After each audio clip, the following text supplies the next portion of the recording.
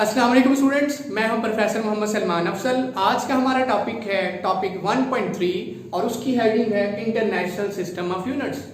बच्चों, international system of units में हम क्या सीखेंगे? सबसे पहले हम बात करेंगे definition of unit, importance of units, history of units और आगे बात होगी टाइप्स ऑफ यूनिट्स की। सबसे पहले डेफिनेशन देख लीजिए यूनिट्स की। A standard measure of a quantity is called unit. किसी भी क्वांटिटी की जो स्टैंडर्ड मेजर है, यहां क्वांटिटी से क्या मुराद है? या क्वांटिटी से क्या मुराद है? Physical quantities, length, mass, time, temperature, electric current, pressure, density, volume. उसकी जो स्टैंडर्ड मेजर है, एक खास उसकी जो मेजर है, उसे यूनिट कहा जाता है। मिसाल के तौर पे आपके घर में दूध देने वाला आता है, वो दूध 2 लीटर या 3 लीटर जो देगा, उसके लिए उसके पास बाउल है या एक बर्तन सा है, मग्गा सा है, जिसके साथ वो पैमाइश करके देगा 1 लीटर, 2 लीटर, 3 लीटर। और वो जो उसके पास है दैट इज अ स्टैंडर्ड। किस चीज का स्टैंडर्ड है? लीटर्स का। 1 लीटर, 2 लीटर, 3 लीटर, उसी के साथ आपको मेजर करके देगा। तो वो क्या है फिर? यूनिट है। किस चीज का? उस लिक्विड की पैमाइश का, उस फिजिकल क्वांटिटी की पैमाइश का एक स्टैंडर्ड बन गया। इसी तरह कपड़े वाले के पास अगर जाएं, आप उससे कहें कि 4 मीटर कपड़ा दे दें, तो वो किसके साथ मेजर करके देगा? उस स्टैंडर्ड के साथ जो उसके पास पड़ा है। उस स्टैंडर्ड को कहते हैं यूनिट।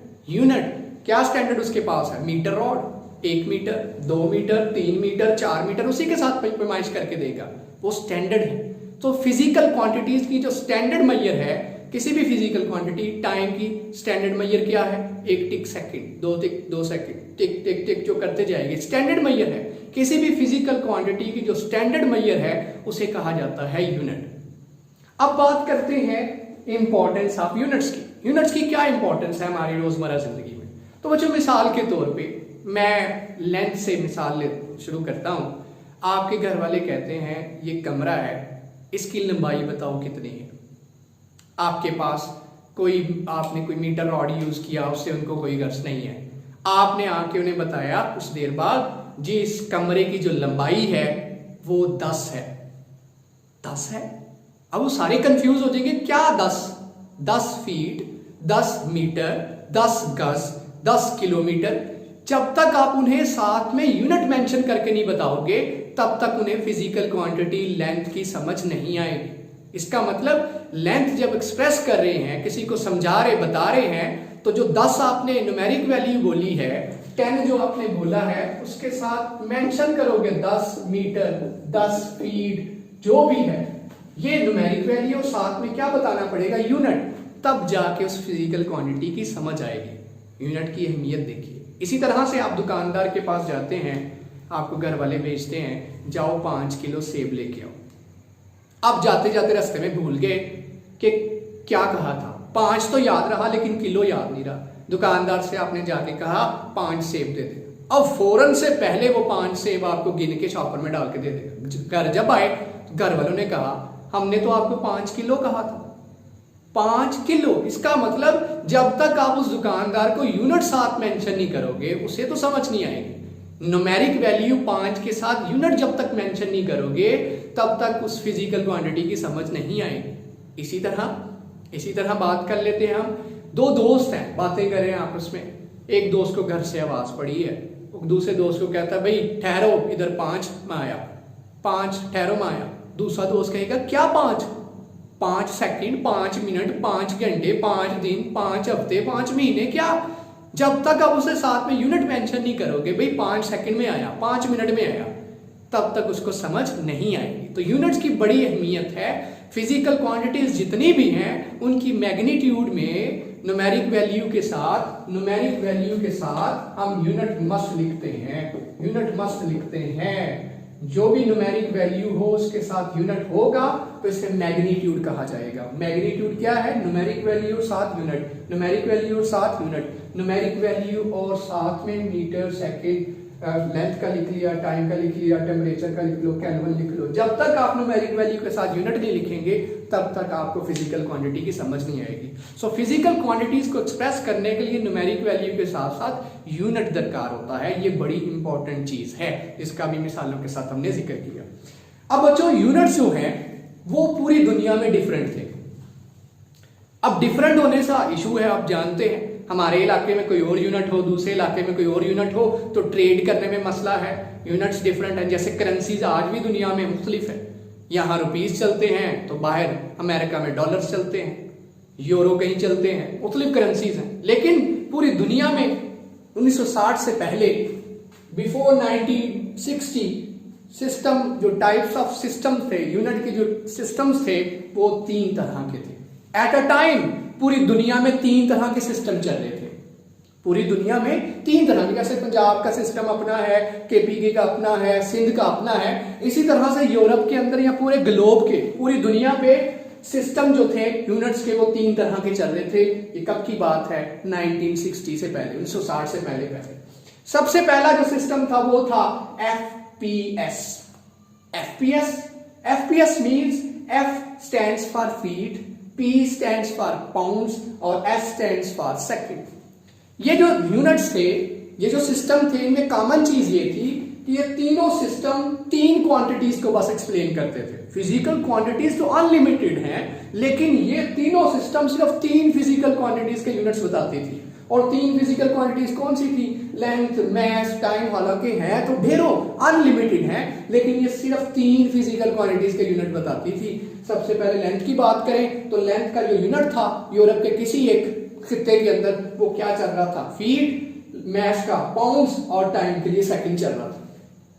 इसी तरह दूसरे एरिया में यूरोप में या ग्लोब के, वो क्या था जी? लेंथ के लिए यूनिट चल रहा था सेंटीमीटर, मास के लिए चल रहा था ग्राम और टाइम के लिए चल रहा था सेकंड।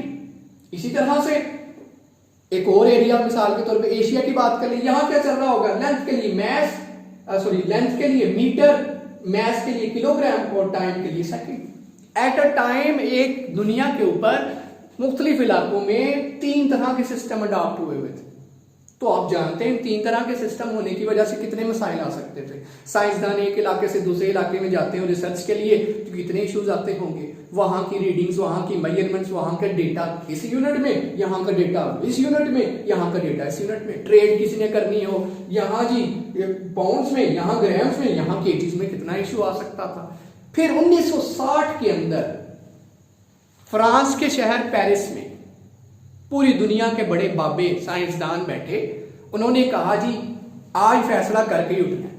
1960 में उन्होंने ये पंचायत बिठाई पेरिस में और कहा आज मीटिंग करके किसी ना किसी फैसले पे पहुंचना है, डिसीजन लेनी है, इसके मतलब सिस्टम एक बनाना है। और इस दुनिया में करेंसीज का सिस्टम तो अभी भी डिफरेंट है, अभी भी अपने अपने निज़ाम हुकूमत डिफरेंट है, लेकिन उनका यूनिट्स का सिस्टम एक जैसा बना दो ताकि बैनुल-अक़वामी एक मुल्क से दूसरे मुल्क तजारत, एक मुल्क से दूसरे मुल्क साइंसदान आए, वट एवर कोई इशूज हो पूरी दुनिया में, भाई ये चीजें सेम हो, कॉमन हो, इशूज और प्रॉब्लम्स ना आए।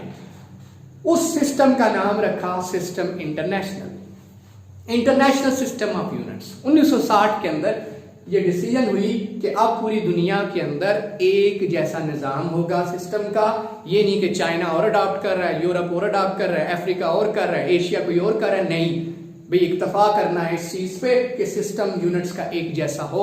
1960 के अंदर वो एक डिसीजन पे पहुंचे। उस सिस्टम का नाम था इंटरनेशनल सिस्टम ऑफ यूनिट्स और उसके अंदर जो क्वांटिटीज आती हैं वो अनलिमिटेड है। यहाँ सिर्फ 3 क्वांटिटीज के यूनिट चल रहे थे, length mass time, length mass time, length mass time, और तीनों के हर जगह डिफरेंट यूनिट्स यूज हो रहे थे। लेकिन यहाँ अनलिमिटेड क्वांटिटीज थी, length mass time, temperature, pressure, density, volume, pressure, जितनी क्वांटिटीज एनर्जी आपके ज़हन में आती उन सब के यूनिट्स यहाँ डिफाइन किए गए सिस्टम इंटरनेशनल में।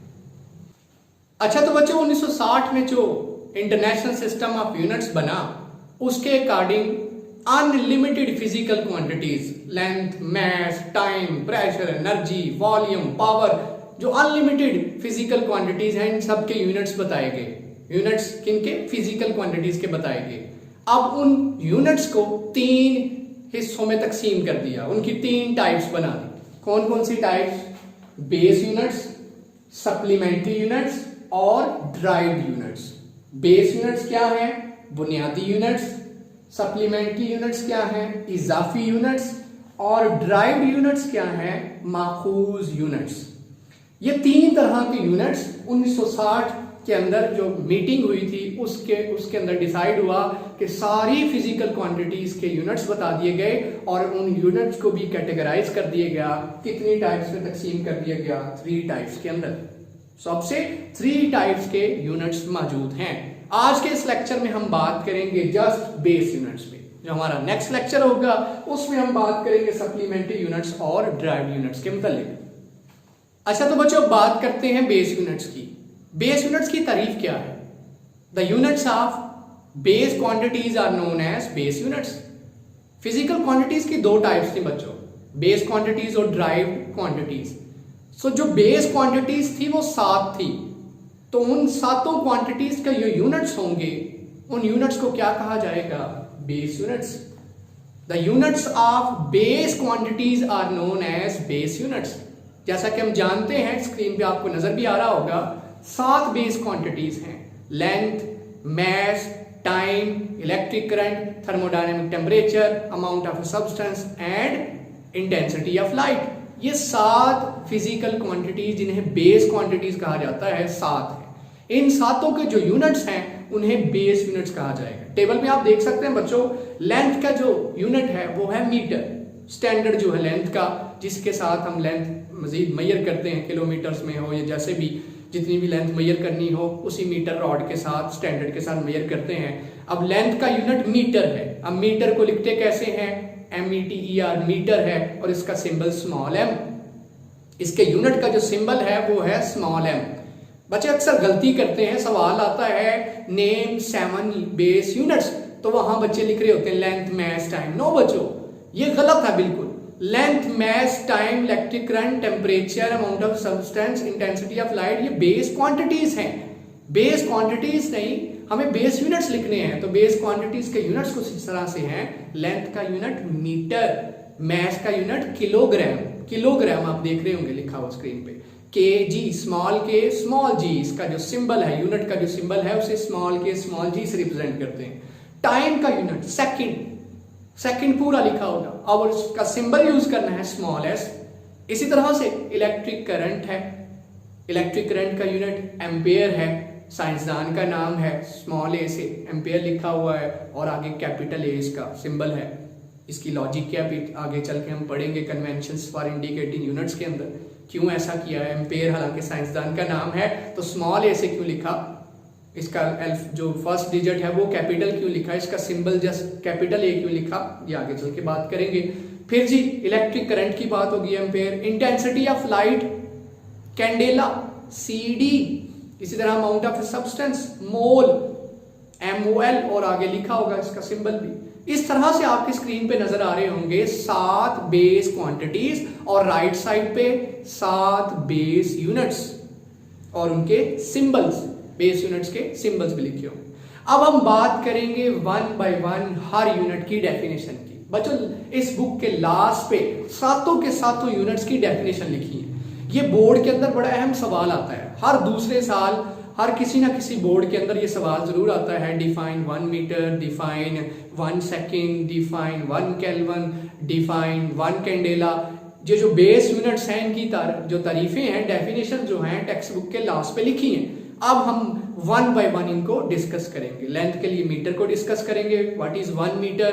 टाइम के लिए 1 सेकेंड को डिस्कस करेंगे। टेम्परेचर के लिए 1 केल्विन को डिस्कस करेंगे। 1 बाय 1 इनको डिस्कस करते हैं। चलिए बच्चों, सबसे पहले बच्चों बात करते हैं हम 1 मीटर की। 1 मीटर की क्या डेफिनेशन है? 1 मीटर वो फासला है जो रोशनी 1/299792458 सेकंड में ट्रेवल करती है। ये क्या फैक्टर है बच्चों? कायनात के अंदर स्पेस में, वैक्यूम में रोशनी की रफ्तार कितनी है? 299792458 मीटर पर सेकंड। इसे राउंड ऑफ करें तो 2.99 × 10 की पावर 8 और मजीद राउंड ऑफ करें तो जिसे हम पढ़ते हैं 3 × 10 की पावर 8 मीटर पर सेकंड। रोशनी की रफ्तार वैक्यूम में सबसे तेज है, दैट इज 3 × 10 की पावर 8 मीटर पर सेकंड। अब रोशनी जो है वो आप जानते इतनी तेज है कि 1 सेकंड में दुनिया के 8 चक्कर लगा लेती है। इस स्पीड से मुराद है कि पूरी दुनिया के 8 चक्कर लगा के आ सकती है 1 सेकंड के अंदर। अब रोशनी 1 सेकंड के अंदर दुनिया के 8 चक्कर लगा सकती है।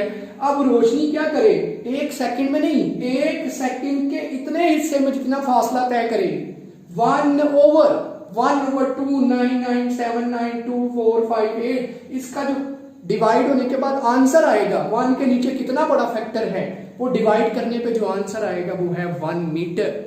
1 मीटर वो फासला है जो रोशनी 1/this टाइम के अंदर, बहुत छोटे से टाइम के अंदर रोशनी जो फासला कवर करेगी उसको नाम दे दिया गया 1 मीटर का। अच्छा तो बच्चों अब बात करते हैं मैस के यूनिट की, जो कि है किलोग्राम। किलोग्राम किसके बराबर है, इसका 1 kg का जो स्टैंडर्ड बना यूनिट, उसकी वैल्यू कहां से आए।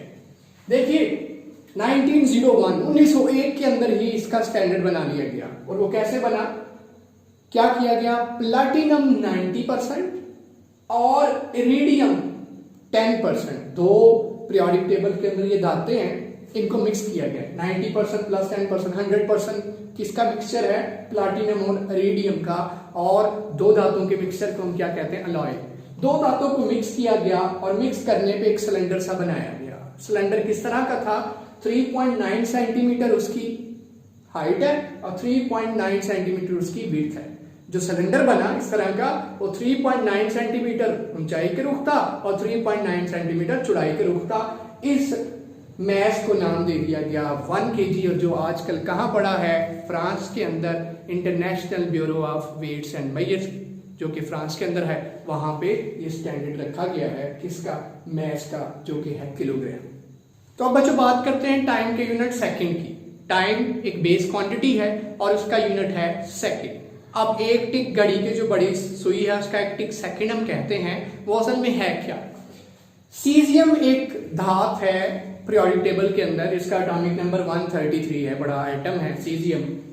अब सीजियम का जो आउटर मोस्ट, सबसे बाहर वाले शेल में घूमता हुआ जो इलेक्ट्रॉन है, जितने वक्त में सीजियम एटम बहुत बड़ा एटम है, इसके सबसे बाहर वाले शेल में घूमने वाला इलेक्ट्रॉन जितने वक्त के अंदर 99192631770 इतनी वाइब्रेशन कर लेगा,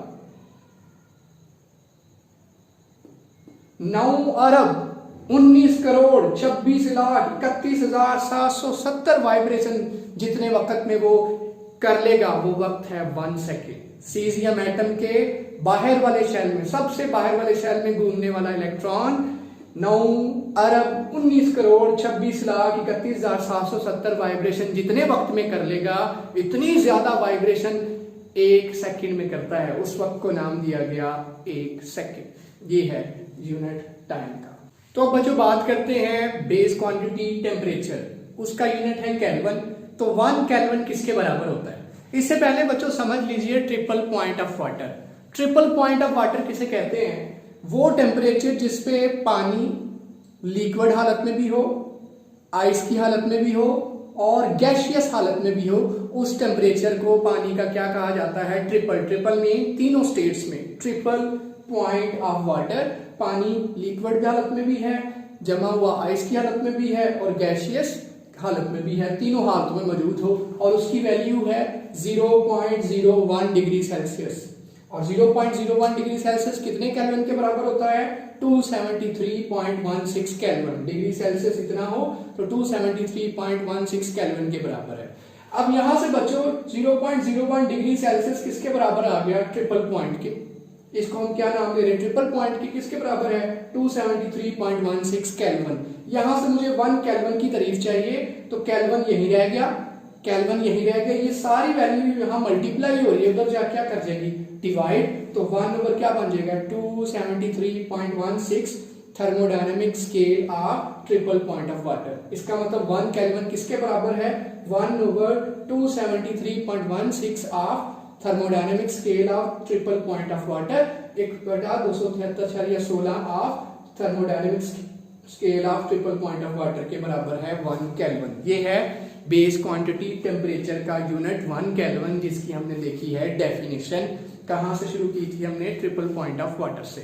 तो बच्चों बात कर लेते हैं इलेक्ट्रिक करंट के यूनिट एम्पेयर की। इलेक्ट्रिक करंट 1 एम्पेयर कब होती है, सीन कुछ इस तरह से है कि अगर हमारे पास 2 कंडक्टर्स हो, इनफाइनाइट लेंथ के, बहुत लंबे कंडक्टर्स हों जिनकी लेंथ ना खत्म होने को है, और उनकी मोटाई क्रॉस सेक्शनल एरिया, ये मोटाई जो है वो नेग्लिजिबल हो, ना होने के बराबर, बहुत बारीक कंडक्टर, बहुत बारीक तारे हों जो बिल्कुल पैरेलल पड़ी हैं, लंबाई बहुत ज्यादा और चौड़ाई के रुख बहुत ही बारीक, इतनी बारीक के नेग्लिजिबल, ना होने के बराबर उनकी मोटाई हो। इनके दरमियान कितना फासला रखा गया हो? 1 मीटर। दो तारे, लंबाई के रुख लामहदूद, चौड़ाई के रुख बहुत बारीक, और उनके दरमियान फासला कितना रखा है? 1 मीटर। और इनमें से क्या गुजर रही है? दोनों में से करंट।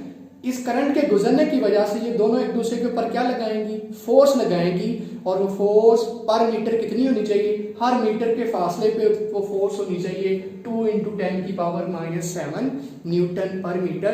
तो तब इन तारों में से गुजरने वाली करंट क्या होगी? 1 एम्पियर। फिर से समझ लीजिए, दो कंडक्टर्स, दो वायर्स पैरेलल पड़ी हैं, दोनों में फासला 1 मीटर, तारों की लंबाई इनफाइनाइट, तारों की मोटाई क्रॉस सेक्शनल एरिया नेग्लिजिबल, ना होने के बराबर, इनमें से यूनिफॉर्म करंट गुजर रही हो। वो यूनिफॉर्म करंट 1 एम्पियर कब होगी? जब ये दोनों करंट रखने वाली तारें एक दूसरे पे कितनी फोर्स लगाएं? पर मीटर, हर मीटर पे मेजर किया जाए तो कितनी फोर्स लगा रही हो? 2 × 10⁻⁷ न्यूटन पर मीटर। हर मीटर पे 2 × 10⁻⁷ पर मीटर लगाती जाए तो इन दोनों में करंट हम क्या कहेंगे? कितनी है? 1 एम्पियर है।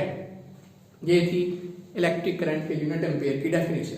अच्छा, तो बच्चों बात करें कि हम इंटेंसिटी ऑफ लाइट, या जिससे ल्यूमिनस इंटेंसिटी भी कहते हैं, उसके यूनिट की, जो कि है कैंडेला।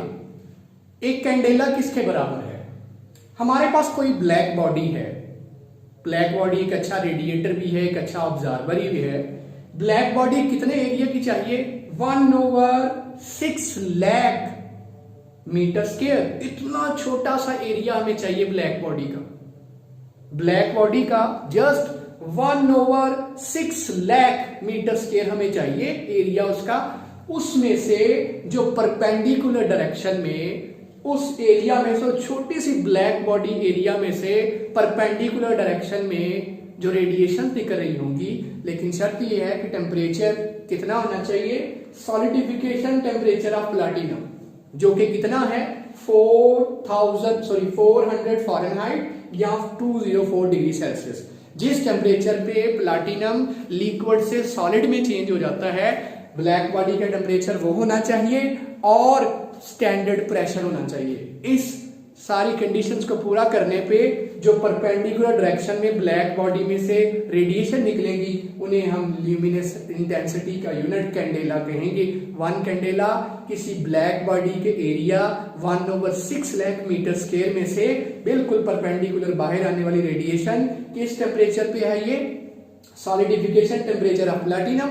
इसका टेम्परेचर वो है जो कि जिस टेम्परेचर पे प्लैटिनम लिक्विड से सॉलिड में चेंज होती है, और वो है 400 फ़ारेनहाइट या 204 डिग्री सेल्सियस। तो बच्चों बात करते हैं लास्ट पे अमाउंट ऑफ ए सब्सटेंस की। अमाउंट ऑफ ए सब्सटेंस का यूनिट है मोल।